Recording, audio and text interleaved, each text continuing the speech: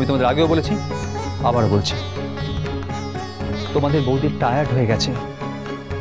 একটা অসুস্থ মানুষের সেবা করতে করতে সাঁঝবাতি ক্লান্ত হয়ে গেছে প্রভুত্ব। না, সেটা দোষ নয়।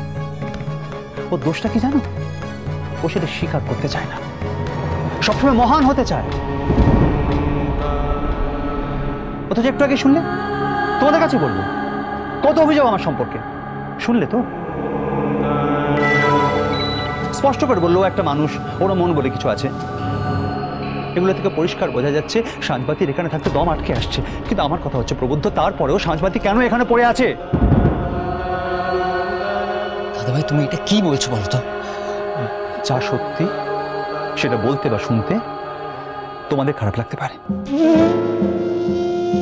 কিন্তু যে মানুষটা জেনে গেছে পৃথিবীতে তার আর নতুন করে কিছু পাওয়ার নেই, তার খারাপ লাগে না।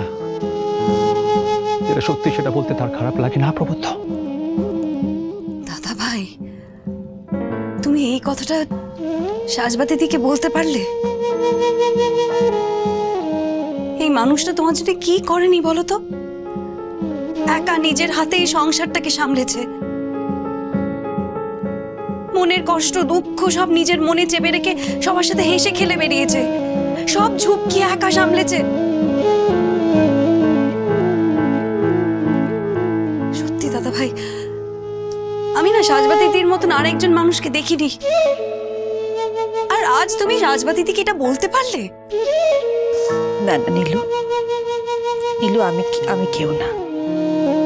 আমি কি করেছি বলো, কি করেছি? আমি আমি আমি তো মৃত্যুর ঘন্টা বাজাচ্ছি। কাঁদো সাঁঝবাতি, কাঁদো। ঘৃণা করো আমাকে,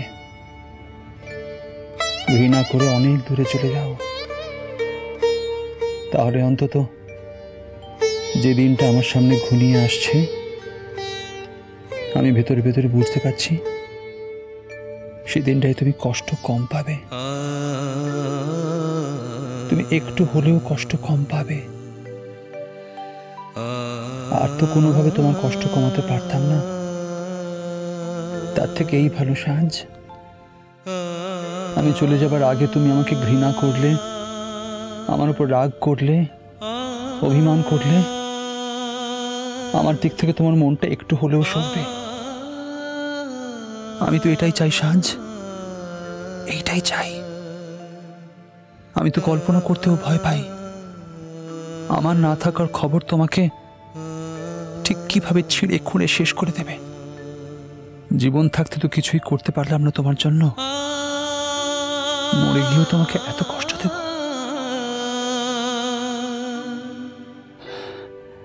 আজ এসব কথা বলার আগে আমি কিন্তু আর একটা কথা না বলে পারছি না। তুমি কিন্তু সব জেনে এসেছিলে সাঁঝ, নিজের ইচ্ছে। আমি তোমাকে 1000 বার বারণ করেছিলাম এই জীবনে না আসতে। তখন শুনেছিলে আমার কথা? শোনোনি। তাই আজ আক্ষেপ করছো কেন? আজ তো আক্ষেপ করে কোনো লাভ নেই। আজ তো সমাধানের কোনো পথ নেই আমার কাছে। তোমার জীবনের যে গোল্ডেন টাইম, যেটা নষ্ট হয়ে গেল, আমি তো সেটা চাইলেও ফিরিয়ে দিতে পারবো না আর। হ্যাঁ, আমি বড় জোর তোমাকে রিলিজ করে দিতে পারি। আমি তো বলছি তুমি যাও, চলে যাও এখান থেকে, মার কাছে গিয়ে থাকো। না না না, লোকলজ্জা তো কিছু নেই। সাত জীবন একটাই, মানুষের একটাই জীবন। সেটা সে কিভাবে কাটাবে সেটা সম্পূর্ণ তার সিদ্ধান্ত। যে যা খুশি বলতে পারে, কিন্তু তারা তো কেউ তোমার কষ্টটা শেয়ার করতে পারবে না, তাই না? তাই চলে যাও। ও, তার মানে তুমি চাইছো যে কোনো প্রকারে আমি বাড়ি থেকে চলে যাই, তাই তো? সেজন্য আমাকে মিথ্যে অ্যাকিউজ করছো।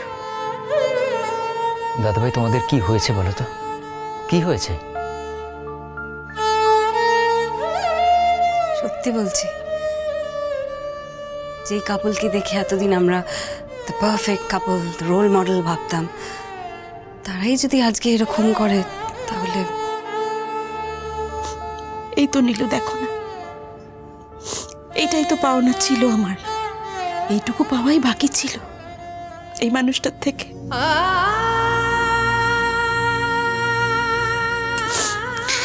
জাগির ধৃতি, শোনো, আমি তো কোনোদিন তোমার কোনো চাওয়া অপূর্ণ রাখিনি। সব সময় তুমি যা চেয়েছো তেমনটাই হয়েছে, এবারেও তাই হবে। তুমি যা চাইছো তাই হবে।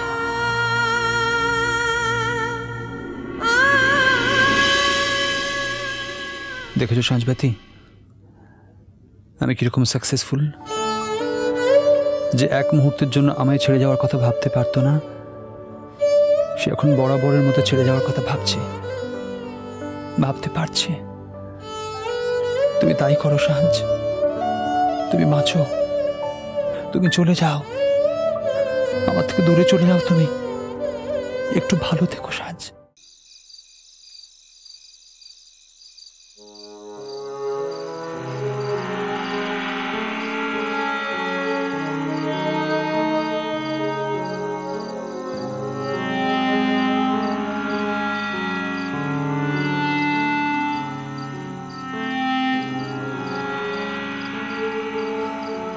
তখন ও কথাগুলো বলে এখন খারাপ তো লাগছে, তো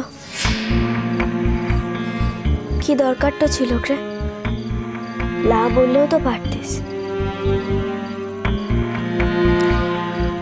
কথাগুলো বলে আমার খারাপ লাগছে তোমাকে কে বললো? আমি বলেছি কি? তুই বলিস লাই, কিন্তু মু তো বুঝতে তো পারছি তখন থেকে কি যেন একটু ভেবেটো চলেছিস। আসার পর থেকে একবারের লিখে ভালো করে কথাটাও বলিস লাই, তাই ভাবলাম যে তোমার প্রবলেমটা কি বলো তো? তুমি প্রয়োজনের থেকে সবসময় বেশি কথা ভাবো। আমি তো আগেও বারবার বারণ করেছি, কিন্তু শুনলে তো আমার কথা। মন ভাবে কথাটা বলছিস কিসের লিখে? ঠিক আছে, আর কিচ্ছু বলবো না, ছাড় কিনা। ও তো জানতাম দিদিমণি সামুতে ওসব কথাগুলো বলেছিস, তোর ভালোটা লাগছে একলা, তোর তো একার ভালো লাগছে একলা, তাহলে মোরও কিন্তু ভালোটা লাগে একলাই উঠছি বাবু। আমি শুধু ভাবছি ওরা এত অকৃতজ্ঞ হয় কি করে। মানে মহিলার কথা বলছি, মনের মা, এত বছর ধরে এত কিছু দেখার পরেও সে তোমাকে বারবার ব্লেম করতে ছাড়ে না। আজ এত খারাপ কথাটা আমার সামনে বলাতে আমি আর নিজেকে ধরে রাখতে পারিনি। তার সাহস কি করে হয় আমার সামনে দাঁড়িয়ে আমার স্ত্রীকে অপমান করার? তার সেই সাহস আমি আজ চিরদিনের মতো ঘুচিয়ে দিয়েছি। অবশ্য এর অনেক আগে এর প্রতিবাদ করা উচিত ছিল, আমি পারিনি। কিন্তু আগে পারিনি মানে এই নয় যে কোনোদিনও পারবো না। সবটাই মোর কপাল উঠছে বাবু। না বাহা, এর মধ্যে তোমার কপাল কেটে নিয়ে না। এটা তোমার কপালের দোষ নয়। আসলে তোমার আমার কাছে আসাটা সবাই অ্যাকসেপ্ট করে নিলেও কিন্তু মনের মা সেটাকে অ্যাকসেপ্ট করতে পারেনি। আর সেটারই প্রকাশ পায় তার কথাবার্তা, তার ব্যবহারের মধ্যে দিয়ে। আমি সাবধান হব যাতে এরকম ভুল আর কোনোদিনও না হয়।